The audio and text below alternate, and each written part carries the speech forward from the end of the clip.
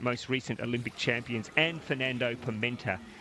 What a race it's going to be. So you would expect, if they go to usual form, Pimenta and Kopacz will go out hard. They'll be vying for the early lead. Josef Dostal, the current Olympic champion, he will take his usual position, which will be dropping back midfield and just cruising along for the first half of the race, and he'll be the one charging home at the finish. That's if they go to normal form. Of course, then you've got Martin Nathel, who is also a very, very accomplished speed machine over 1,000 metres, but we are underway, and it does look like at the moment it's Balint Kopacz from Hungary who's gone out to take the early lead. He is, of course, the Olympic champion from Tokyo, world champion in 2022, Pimenta the world champion from 2023, Dostal the Olympic champion. I mean, all these guys in one race. Unbelievable that we could have that in a semi-final, folks. I mean, these are the World Championships. That's what it's all about. So it is Pimenta going out where he loves to be, out there in front. He is a clear front runner at the moment. Moving up alongside him, it is Nathel from Sweden. Then we have across there in lane 2, Escara from Uruguay. Kopacz sitting back there in about 4th. Then just off Josef Dostal will be very happy with where he is at the moment, just on the outside of Balint Kopacz, because I reckon if it comes to a sprint at the finish, he will back himself in. But it is Fernando Pimenta at the moment, out where he loves to be, Elise, out there in the front of the field. Yeah, Ross, as a fan of the sport, this is the type of semi-final I love to see. As an athlete of the sport, probably not the semi-final you want to be in, though. This is an absolute cracking race. And obviously Pimenta in the front at the moment. He likes to control races. He likes to be in the front. And that's exactly what he's doing. On the outside of him, Nathel from Sweden, he's having a cracker race, and if you're able to stick to someone like Pimenta, it means you're in the hunt, you're in the sniff, you can potentially make it through. But I mean, when you've got Kopacz and Dostal sitting in 3rd and 4th at the moment, you'd certainly be a little bit nervous. You know the finish that Dostal has on him, and Balint Kopacz, he is so consistent through his races. You can see there his stroke, he's very smooth through his stroke. And really backs himself, but it is Pimenta's race at the moment. I was a bit unsure the form Pimenta was in after watching his heat the other day, but he's certainly showing that he's on form at the moment. Maybe he was just not playing all of his cards quite early enough in the heats, but he's come out here in the semi and he's having an absolute cracker race. His cadence is higher than I think potentially we typically see him, and he's just tapping along the water really nicely. Balint Kopacz starting to make his move, as is Dostal, and Nathel from Sweden just starting to fall away, but a cracking race from him so far. Yeah, unfortunately for the Swede, he's about to be swamped by 2 Olympic champions. So look at this finish, folks. If you're just joining us, this is not a final. This is a semi-final, but we have Pimenta out in front. Look at Kopacz now moving up alongside him. Don't underestimate what this would mean mentally for Kopacz to come in over the top of Pimenta in this 1,000-metre race. Pimenta looks like he's maybe decided to put the cue back in the rack now and just get there and get qualified. Kopacz has now got his nose in front. Dostal has moved clearly into 3rd. So as we expected, the 3 big names in men's K1 1000, they're getting the job done. Nathel is trying to hold on.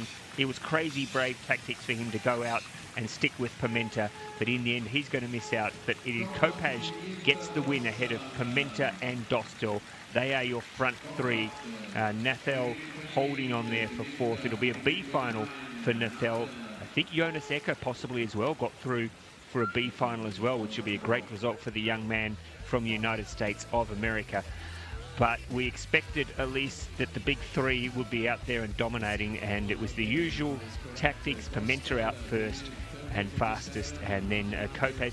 I mean, would it mean anything mentally for Pimenta to have been overrun there by Kopacz in the end? I mean, I'm asking you, I guess, to look inside Fernando Pimenta's head, and let's face it, a lot of people have tried to get in there over the years.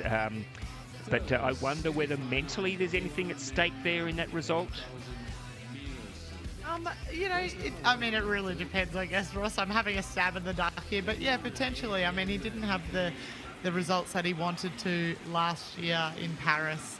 There's a famous photo of him on the pontoon looking devastated. And similarly at World Cup 1, he didn't feature on the podium either. So I'm sure he'll be very happy to know that he's in the mix, and confirmation there, 3:28.92. So a couple of seconds faster than the first semi-final, but a much hotter semi-final nonetheless. So I don't think we can read into the times too much. But I'm sure Pimenta should be very happy with that race. He looked really calm and collected right throughout the whole thing, obviously just getting pipped on the line.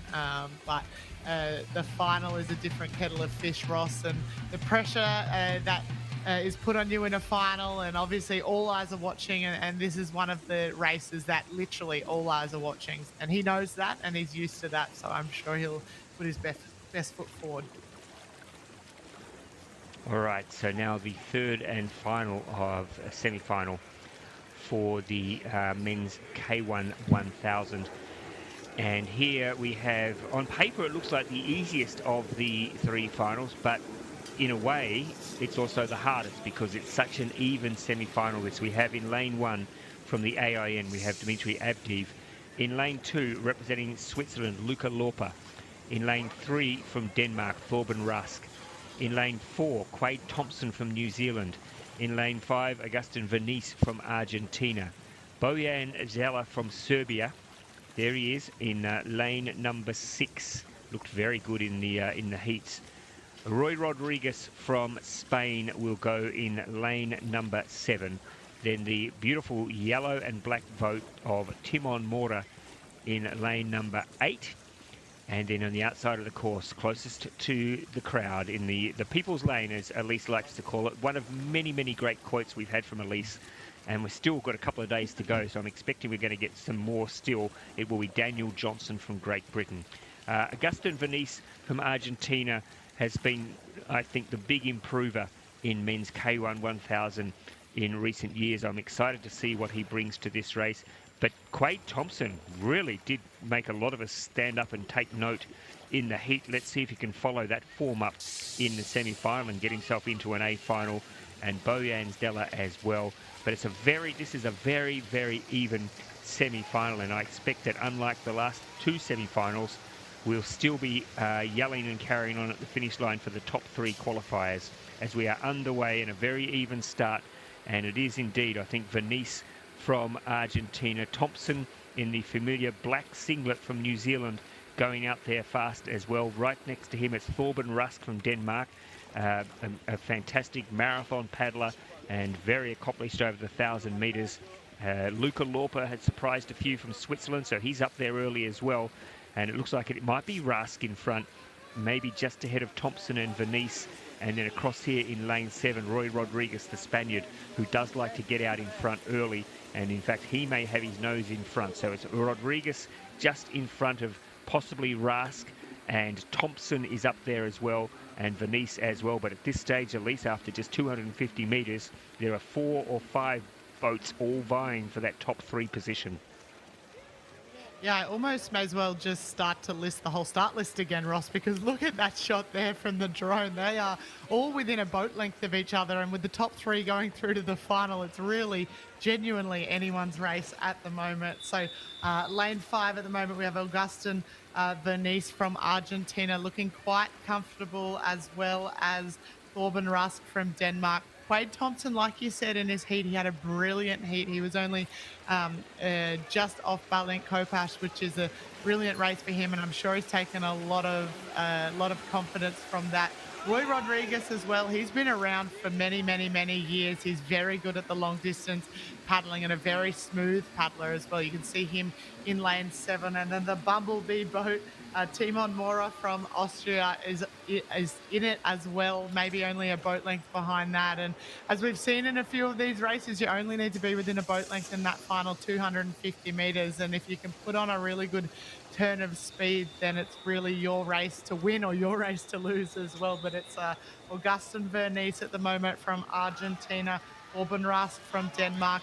They're your top 2 Maybe Quade Thompson starting to fall off the mark a little bit now. He's maybe looking a bit more uncomfortable than what he did in the heats earlier on in the week. But Bernice looking very, very smooth as we start to approach the final 250 meters. It looks like he's maybe just put on a little bit of a turn of speed there. So it's Argentina, Denmark, Spain, which is Bernice, Rusk, and Rodriguez. They're your top three. And if we stop the race now, that's who'd be going through to the final. But we've still got 200 meters to go.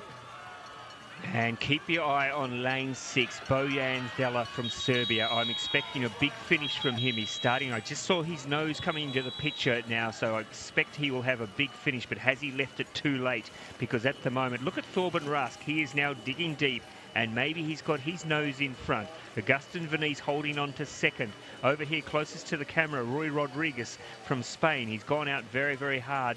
Can he hold on there to third position? There's a few boats starting to come at him now. But look at Thorben Rusk, that marathon experience that he has, the long distance paddling. He's now gritting his teeth and getting himself down to the finish line. So it's going to be Rusk first, Venice second. Rui Rodriguez is going to get through to an A final. He'll be absolutely over the moon with that.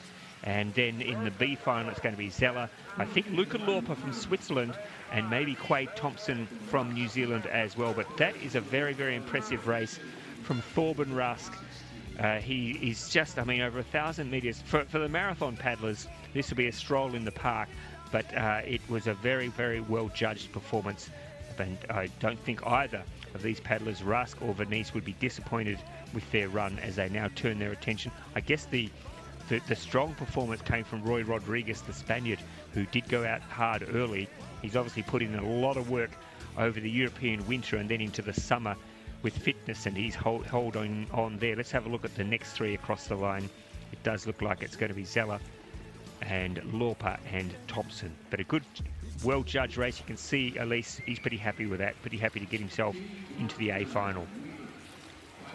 Yeah, and like we mentioned at the start of the race, there's so much pressure on these semi-finals, and particularly in a semi like that, I don't think you'd be able to pick it. And so just confirmation here, 3:31, 3:2, so a little slower than the first two semis, but certainly in the mix. So Rusk, Bernice, and Rodriguez. And like you said, Roy Rodriguez, I don't think he's been in an A final for 1,000 in quite a few years. And you know, maybe we're looking back, I'm pulling this out of thin air, but maybe like 4 or 5 years. It's been a while. And so he was very happy with that finish. I saw him slap the water and do a bit of a fist pump. And he's a lovely guy, and good to see him in the final as we just scroll through the A, B, and C.